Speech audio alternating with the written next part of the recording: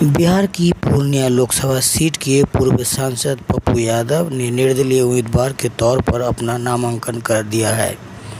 बिहार में विपक्षी दलों के बीच सीटों के बंटवारे के बाद से ही यह सीट सुर्खियों में बनी हुई थी। विपक्षी गठबंधन में सीटों की साझेदार में यह राष्ट्रीय जनता दल के खाते में गई। हालांकि इस सीट के लिए पप्पू यादव लंबे समय से चुनावी तैयारी में लगे हुए थे। हाल ही में उन्होंने अपनी जन अधिकार पार्टी का विलय कांग्रेस में भी कर दिया था। बताते चलें कि गुरुवार को नामांकन के दिन पप्पू यादव ने पूर्णिया की सड़कों पर अपने समर्थकों के साथ निकले और इसे इनके शक्ति प्रदर्शन के तौर पर भी देखा जा सकता है। पप्पू यादव के समर्थकों के हाथ में कांग्रेस का झंडा भी मौजूद था। इससे पहले बुधवार को आरजेडी की उम्मीदवार बीमा भारती ने भी अपना नामांकन किया था। माना जाता है कि इस बार पूर्णिया के लोकसभा चुनाव में 3 उम्मीदवारों के बीच वोटों का बड़ा हिस्सा बंट सकता है। इसमें तीसरे उम्मीदवार हैं जनता दल यूनाइटेड के संतोष कुशवाहा। संतोष कुशवाहा फिलहाल पूर्णिया के सांसद हैं। बताते चलें कि वहीं पप्पू यादव कई महीनों से विपक्षी दलों को मनाने में लगे थे कि पूर्णिया की सीट पर विपक्ष का उनका साथ दे और इस सीट पर अपनी उम्मीदवारों के लिए वो लालू यादव को मनाने की कोशिश भी कर रहे थे, लेकिन अब इनकी नाराज़गी बाहर आने लगी है।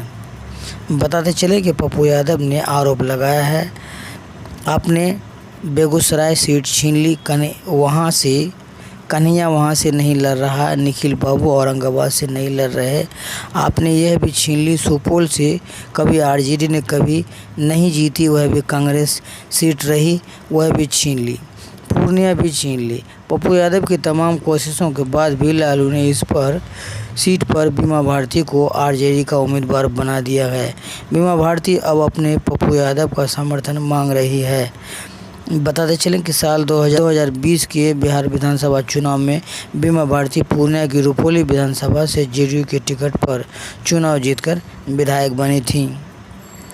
बीमा भारती ने साल 2000 में निर्दलीय प्रत्याशी के तौर पर रुपौली विधानसभा सीट के चुनाव जीता था, जिसके बाद साल 2005 में आरजेडी के टिकट पर इसी सीट से विधायक बनी थीं। बीमा भारती बिहार के पिछले 3 विधानसभा चुनाव में जेडीयू के टिकट पर विधायक बनी हैं। बिहार में इसी साल फरवरी महीने में नीतीश सरकार के फ्लोर टेस्ट के दौरान बीमा भारती की नीतीश से नाराज़गी की खबर सामने भी आई थी। वहीं बताते चलें कि उस दौरान उनके पति को पुलिस ने गिरफ्तार किया था और खबरों के मुताबिक उन पर अवैध हथियार रखने का आरोप लगा था और वह अभी भी जेल में है। बीमा भारती ने इसके लिए बिहार सरकार पर आरोप लगाया था। बीमा भारती के नामांकन के बाद हुई जनसभा में पहुंची एक महिला विद्या देवी कहती हैं कि बीमा भारती पहले विधानसभा चुनाव में खड़ी हुई थीं, वह अच्छी नेता हैं, अब लोकसभा के लिए लड़ रही हैं। मैं पप्पू यादव को भी जानती हूँ, वह भी अच्छे आदमी हैं। अभी से नहीं बता सकते कि कौन जीतेगा और कौन हारेगा। पूर्णिया के बाजार और सड़कों को देखकर नहीं लगता कि यह बिहार की सियासत की एक रणभूमि में बदल चुका है। चुनाव आयोग की सख्ती से सार्वजनिक संपत्तियां और जहां तहां से चुनावी प्रचार के झंडे, बैनर और पोस्टर गायब कर दिए गए हैं। वहीं भीषण गर्मी और आम लोगों की रोज़ाना की ज़रूरतों में आमतौर पर शहर से चुनावी रंग गायब होते दिखते हैं। कभी कभी किसी गाड़ी या ई रिक्शे पर किसी पार्टी का झंडा नज़र आता है, तब भारत में लोकसभा चुनाव की आहट महसूस होती है। पूर्णिया के महिला कॉलेज के पास मौजूद व्यवसायी विजय सिंह कहते हैं कि पप्पू यादव कर्मठ नेता हैं, इसमें कोई संदेह नहीं। मुझे लगता है कि उनके साथ अन्याय हुआ है। आप 2 बजे रात भी उनको फ़ोन कर दीजिए तो वह आपकी मदद करते हैं। उसके सामने बीमा भारती कमज़ोर हैं, वह केवल अपनी विधानसभा तक सीमित हैं। बताते चलें कि भले ही पूर्णिया की सियासत को लेकर ज़्यादा चर्चा महागठबंधन सीटों के बंटवारे को लेकर हो रही हो और बीमा भारती और पप्पू यादव की उम्मीदवारी सुर्खियों में बनी हुई हो, लेकिन यहां से लगातार 2 बार चुनाव जीतने वाले जेडीयू के संतोष कुशवाहा की दावेदारी कहीं से कमज़ोर नहीं दिखती है। जनता दल यूनाइटेड ने एक बार फिर से अपने मौजूदा सांसद संतोष कुशवाहा को उम्मीदवार बनाया है। संतोष कुशवाहा साल 2014 में उस वक्त भी पूर्णिया सीट से जेडीयू के टिकट पर चुनाव जीतने में सफल रहे थे जब नीतीश कुमार एनडीए से अलग हो गए थे।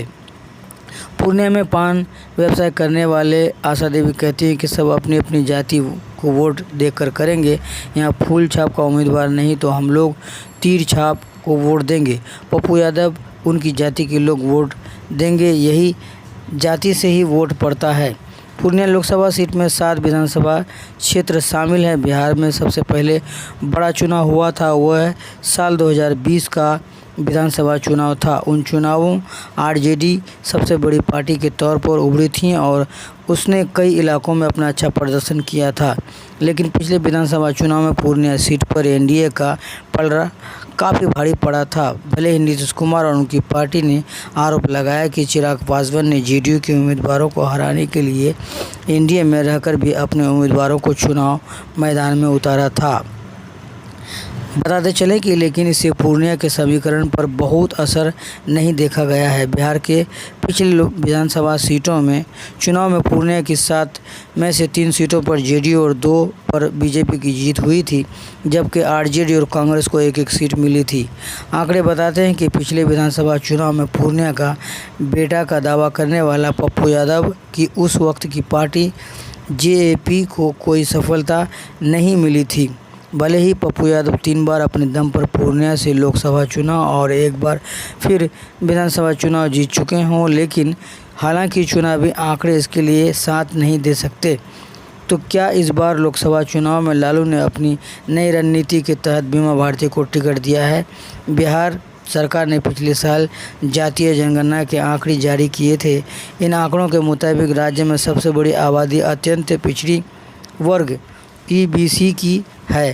बीमा भारती इसी समुदाय से ताल्लुक़ रखती हैं। साल 2019 के चुनाव में इस सीट पर जेडीयू के संतोष कुशवाहा के मुकाबले कांग्रेस ने उदय सिंह उर्फ पप्पू सिंह को टिकट दिया था। पप्पू सिंह पहले भी इस सीट से बीजेपी के टिकट पर चुनाव जीत चुके हैं, लेकिन संतोष कुशवाहा ने पिछले लोकसभा चुनाव के वक्त पप्पू सिंह को हरा दिया था। इससे पहले साल 2014 के लोकसभा चुनाव में जेडीयू और बीजेपी अलग अलग चुनाव मैदान में उतरे थे।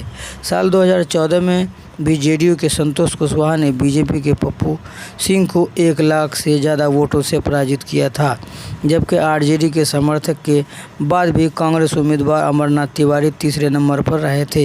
यानी आंकड़ों के हिसाब से इस सीट पर जेडीयू के संतोष कुशवाहा भी काफ़ी मजबूत दिखते हैं। माना जाता है कि करीब 16 लाख वोटर वाले पूर्णिया लोकसभा इलाके में 7 लाख मुस्लिम, 1.5 लाख यादव, 2 लाख अति पिछड़ा और करीब 4 लाख दलित आदिवासी वोटर हैं।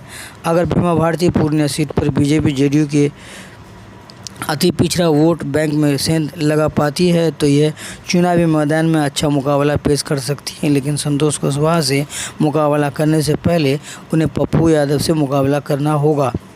माना जाता है कि पप्पू यादव को भी मुस्लिम यादव बिरादरी का बड़ा समर्थन मिलता रहा। पूर्णिया सीट पर लोकसभा चुनाव के दूसरे चरण में 26 अप्रैल को वोट डाले जाएंगे। सियासत में हर रोज़ रद्दोबदल होते रहता है और समीकरण पर भी निर्भर कर सकता है पूर्णिया की जनता इस बार किस उम्मीदवार पर भरोसा कर सकती है। यह खबरें साभार से।